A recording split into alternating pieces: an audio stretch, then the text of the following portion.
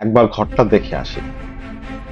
ভূতের নেশাটা বোধহয় সংক্রামক, কারণ আমি অনাথবাবুর প্রস্তাবে কোনো আপত্তিই করলাম না, বরঞ্চ বাড়ির ভেতরটা আর বিশেষ করে দোতলার ওই ঘরটা দেখবার জন্য বেশ একটা আগ্রহ ছিল।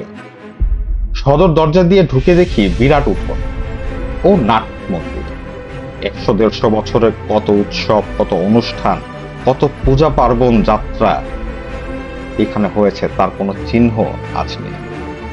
উঠানের 3 দিকে বারান্দা। আমাদের ডাইনে বারান্দার যে অংশ, তাতে একটা ভাঙা পালকি পড়ে আছে, এবং পালকিটি ছাড়িয়ে হাত 10 গিয়েই দোতলায় যাবার সিঁড়ি। সিঁড়িটা এমনই অন্ধকার যে উঠবার সময় অনাথবাবুকে তার কোটের পকেট থেকে একটা টর্চ বার করে জ্বালাতে হতো। প্রায় অদৃশ্য মাকড়সার জালের উচ্চ ভেদ করে কোন রকমে দোতলায় পৌঁছানো লাগে। মনে মনে বললাম, এ বাড়িতে ভূত থাকা